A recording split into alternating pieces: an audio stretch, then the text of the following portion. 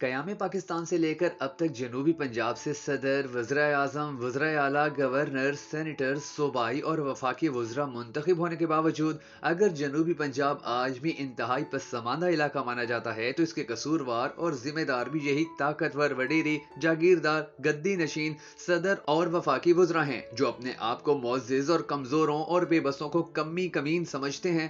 ہر دور میں اقتدار کے مزے چکھنے والے یہ وڈیرے بڑے بڑے شہروں میں محلات بنا کر رہتے ہیں اور کمی کمین غریب بیچارے جنوبی پنجاب کی گرد و غبار، محرومی، بے بسی اور پسماندگی میں رہ کر وقت پاس کر رہے ہیں۔ اقتدار کا مزہ چکھنے والوں کی اولاد لاہور، اسلام آباد اور سمندر پار تعلیمی اداروں میں مزے لوٹ رہی ہے اور غریب بیچارے اپنے بچوں کو کھلے آسمان تلے پڑھانے پر مجبور ہیں۔ جنوبی پنجاب میں جس طرح انسان زندگیاں بسر کر رہے ہیں وہ قدیم تاریخ کے دور کو تازہ کر دیتی ہے۔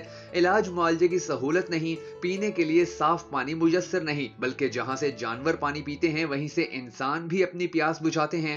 غریبوں کے بچے تعلیم حاصل نہیں کر پاتے تو سرداروں اور وڈیروں کی اولاد مہنگے ترین کالجز اور یونیورسٹیز میں عیاشیاں کرتے ہیں۔ 100 سے زائد یہ وڈیرے بڑے بڑے عہدوں پر رہ چکے ہیں مگر جنوبی پنجاب کے لیے ان کو توفیق نہ ہو سکی کہ کچھ بہتری کا ہی سوچ لیتے۔ پاکستان کے سب سے بڑے صوبہ پنجاب کی وہ پٹی جو جنوب میں دریائے سندھ کے کنارے واقع ہے، اس خطے کو جنوبی پنجاب کا نام دیا جاتا ہے۔ جنوبی پنجاب میں ملتان، رحیم یار خان، بہاولپور، بھکر، لیا، راجن پور، میاں والی، ڈیرہ غازی خان، مظفر گڑھ، خوشاب، لودھراں، وہاڑی، بہاول نگر، خانے وال، ساہیوال اور پاک پتن آتے ہیں۔ یہاں زیادہ تر نواب، وڈیرے، خان، مزاری، گورچھانی، گیلانی، کھر، نوانی، شاہانی، لغاری، ڈھانڈلا، روکھڑی، شادی خیل، اوان، اولکھ، سیال، شیخ، رانا اور گجر برادریوں کے زوما عرصے دراز سے سیاہ و سفید کے مالک ہیں۔ صرف سیاست ہی نہیں، یہاں معیشت پر بھی انہی کا سکہ رائج ہے۔ جنوبی پنجاب کے کئی بڑے نام وزرائے اعلیٰ، گورنر اور وزرائے اعظم کے عہدوں پر تعینات رہے، باوجود اس کے وہ یہاں کے عوام کی محرومیوں کے ازالے کے لیے مؤثر اقدامات نہ اٹھا سکے۔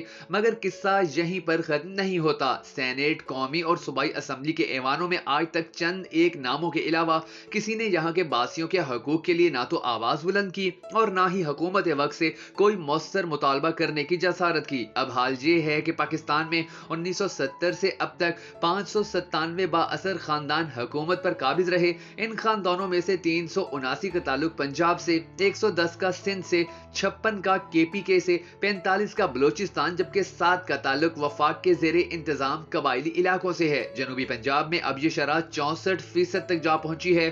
ایک رپورٹ کے مطابق بلوچستان میں اب یہ شرح 44%، سندھ میں 41%، کراچی میں 9%، KPK میں 28% اور فاٹا میں 18% تک ہے۔ 1990 کے نگراں وزیر اعظم غلام مصطفیٰ جتوئی کے 11 افراد مختلف اسمبلیوں میں رہے۔ 2008 میں جتوئی کے 4 بیٹے ملک کے تینوں قانون ساز اداروں میں موجود تھے۔ راجن پور اور ڈیرہ غازی خان پنجاب کے 2 ایسے اضلاع ہیں جہاں پر آج بھی سرداری نظام رائج ہے۔ ان دونوں اضلاع میں بہت سے قبائل آباد ہیں۔ ان میں لغاری، کھوسا، لنڈ، بزدار، کیسرانی، ننکانی، گورچھانی، دریشک اور مزاری خاص طور پر قابل ذکر ہیں۔ عمران خان کی حکومت میں جنوبی پنجاب ملکی سیاست اور عدالت میں چھایا رہا۔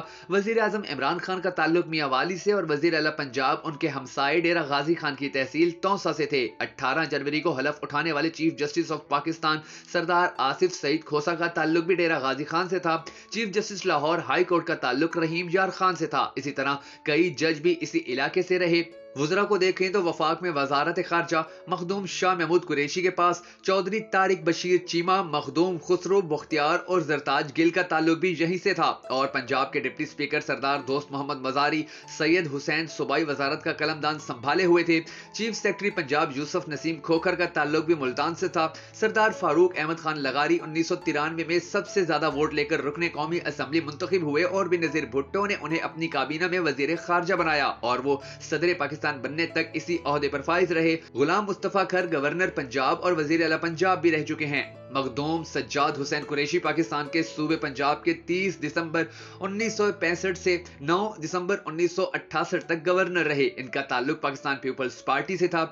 इनके बेटे शाह महमूद कुरैशी पाकिस्तान के एक मुमताज सियासतदान हैं जिनका ताल्लुक आजकल पाकिस्तान तहरीक इंसाफ से है। शाह महमूद कुरैशी जरदारी हुकूमत में पाकिस्तान के वजीर खारजा रहे और वो 31 मार्च 2008 से फरवरी 2011 तक पीपल्स पार्टी के फॉल रुकन भी माने जाते थे। जरदारी हुकूमत से बदजन होकर वजारत से इस्तीफा देकर बिल आखिर नवंबर 2011 में वो जरदारी और पार्लियामान से भी मुस्ताफी हो गए और पाकिस्तान तहरीक इंसाफ का हिस्सा बन गए। इसके बाद सरदार दोस्त मोहम्मद खोसा 1999 में अपने वालिद की छोड़ी हुई नशिस्त पर पंजाब असेंबली के रुकन मुंतखब हुए और साल 2007 और 8 के दौरान 3 माह पंजाब के वजीर आला भी रहे। इसी तरह सरदार उस्मान बुज़दार पंजाब के वजीर आला रहे जो बुज़दार कबीले से ताल्लुक रखते हैं। लेकिन इन तमाम शख्सियात ने जनूबी पंजाब की महरूमियां मिटाने में और उन्हें खत्म करने में बदतरीन नाकामी उठाई और आज तक जनूबी पंजाब इंतहाई पसमानदा है।